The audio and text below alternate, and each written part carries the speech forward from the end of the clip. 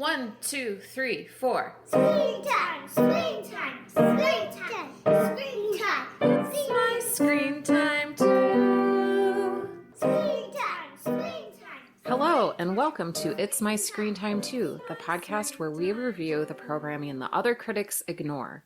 Stuff made for kids. Find out what to watch for family movie night, what to avoid altogether, and what you'll want to watch alone voluntarily. I'm Deborah. And I'm Katie. And I have 3 kids. They are 15, 11, and 11. And I have 2 kids. They're 9 and 6. Welcome to a Screen Time in the News episode for the week of November 13th, 2024. So this week, we read with interest the small piece by Jay Peters in The Verge from November 4th titled, "Netflix is removing nearly all of its interactive titles."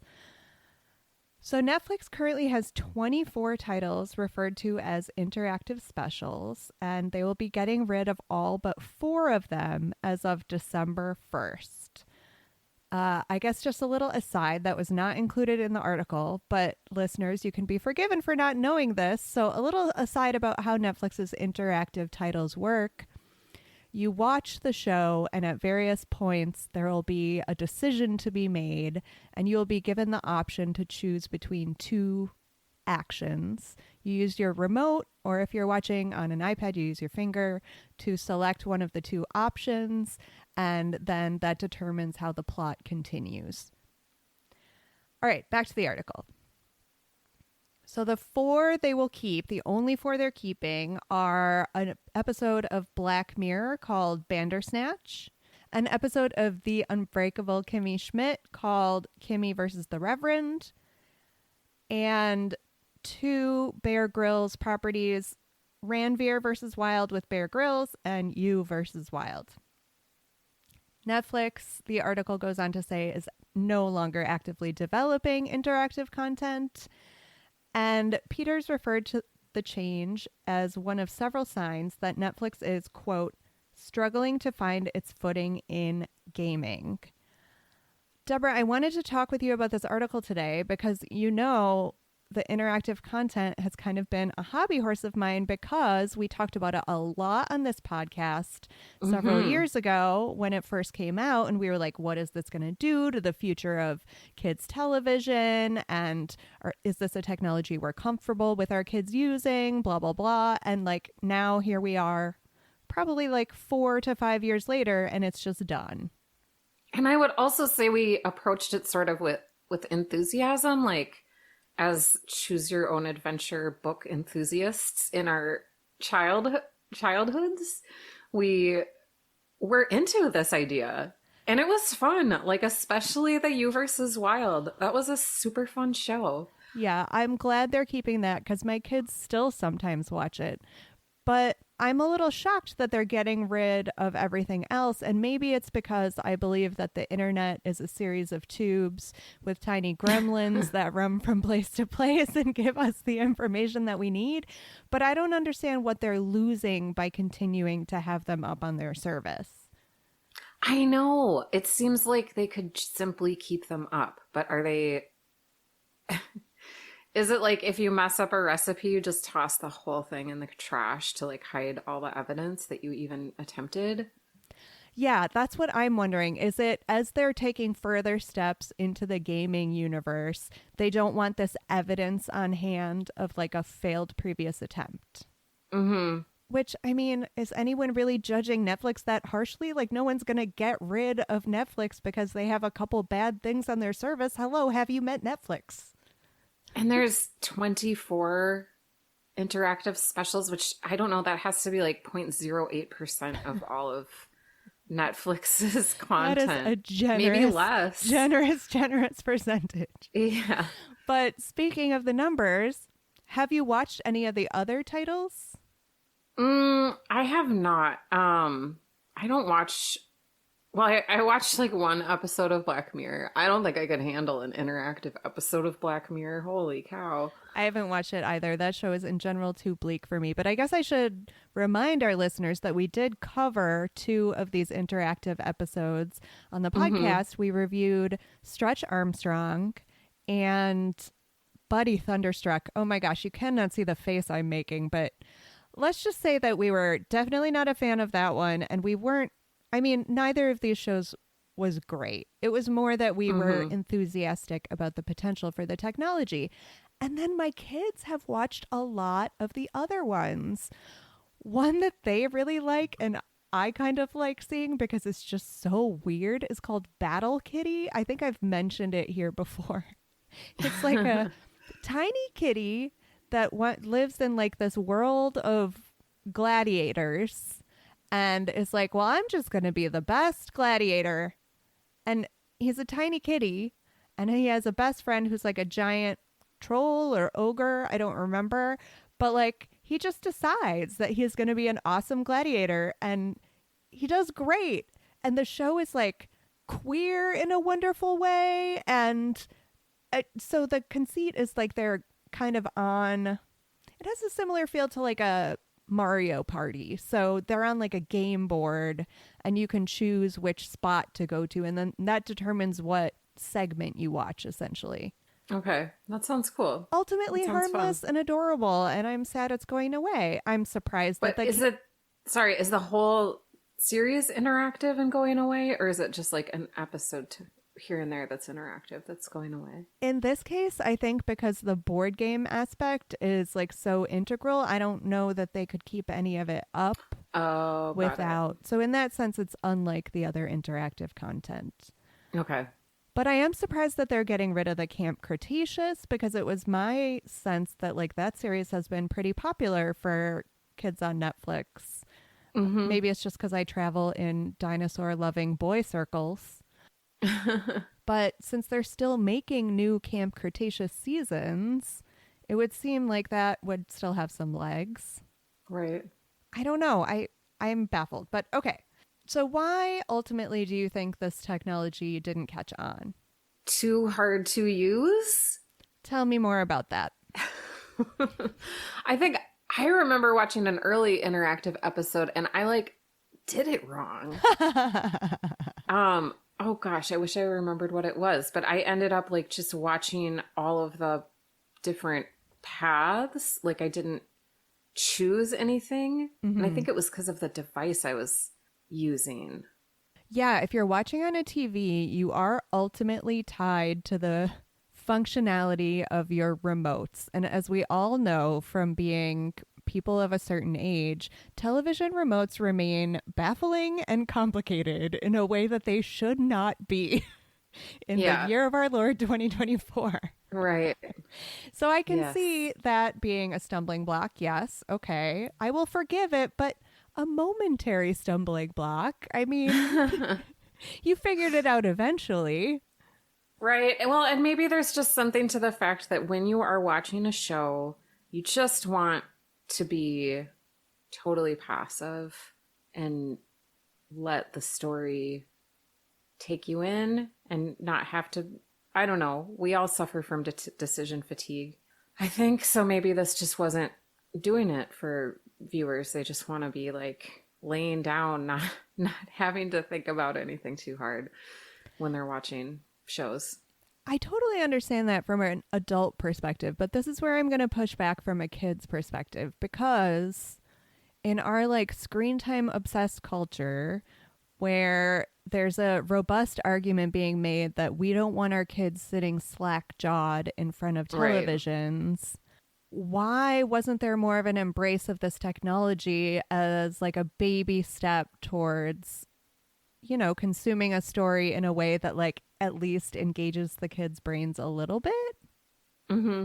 And it does give the classic, speaking of decision fatigue, it's not like it gives you a million different pathways to go. It gives the classic parental choice. Like, do you want to wear the red shirt or the blue shirt? You don't let the kid go in the whole shirt drawer. You get out two choices. Right. And that's exactly what this did. Right. And yet other parents didn't seem to get behind it. And I have a inkling as to why, and tell me if you think this makes any sense, is that it felt like too much of one step towards gaming.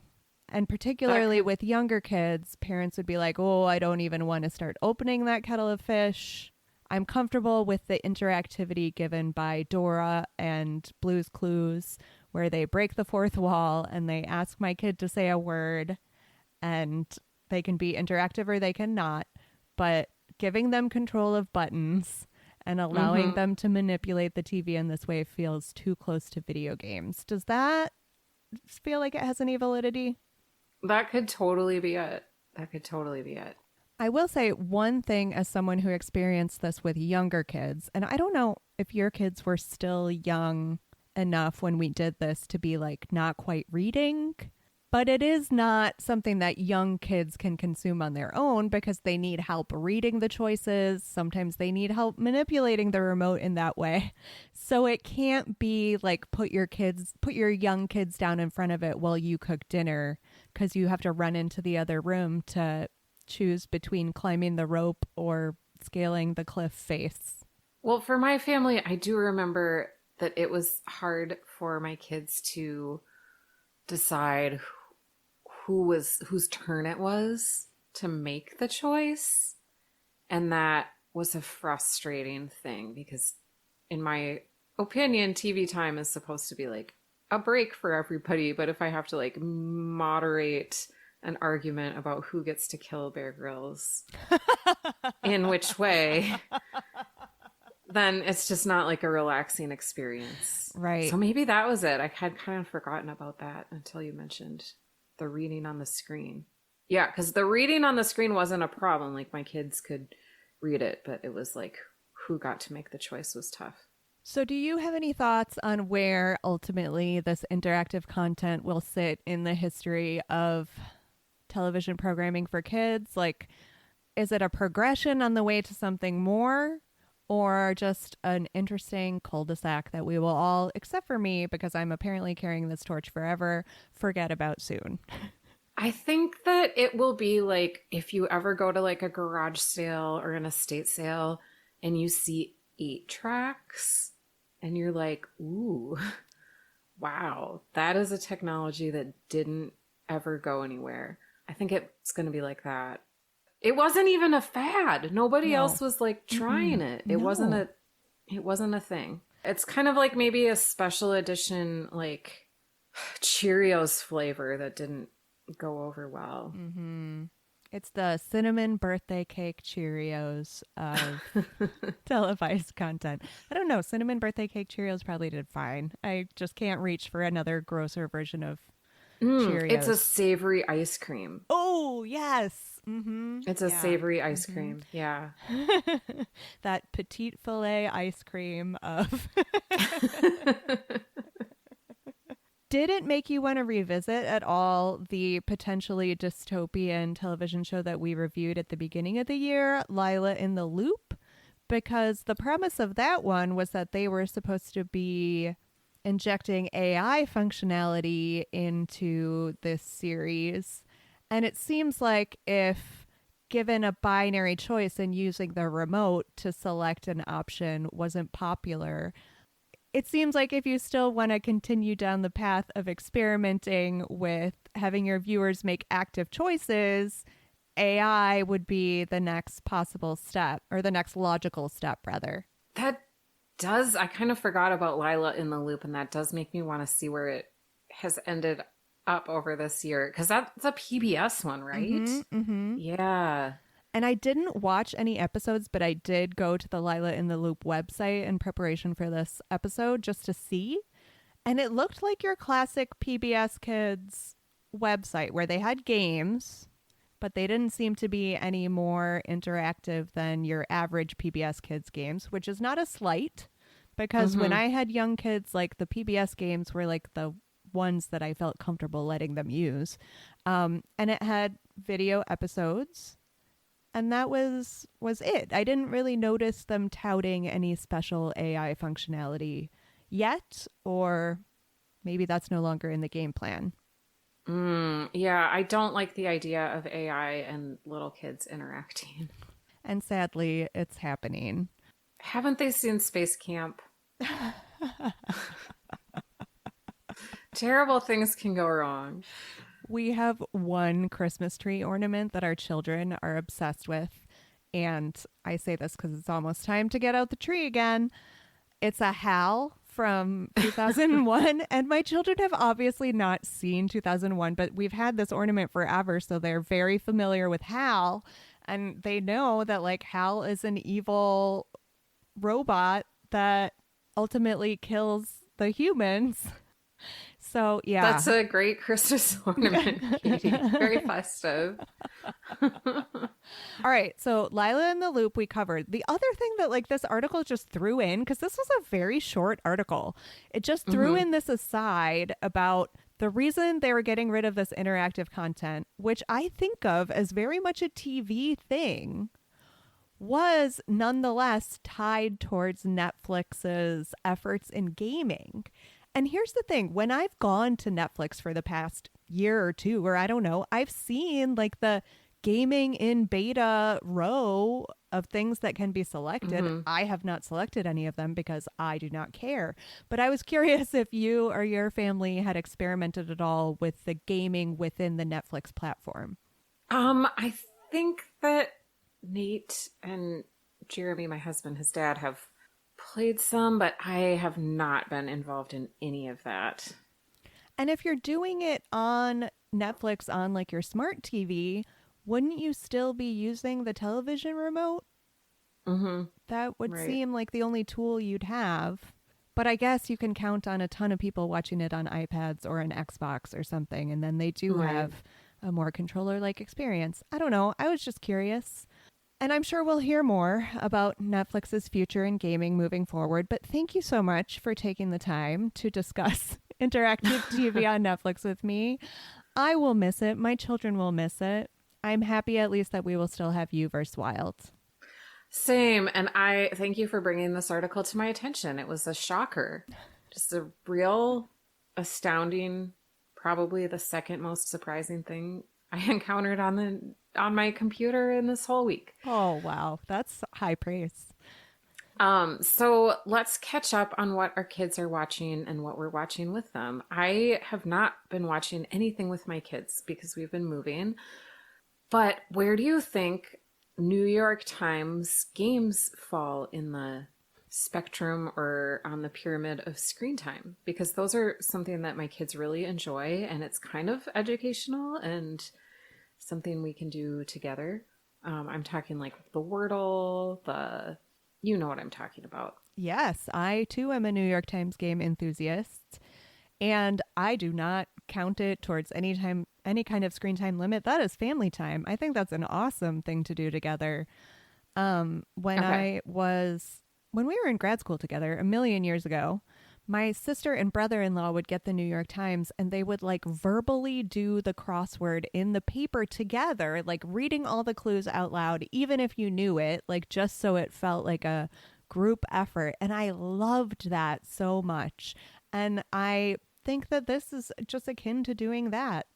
So it's not screen time. No, I don't think so at all.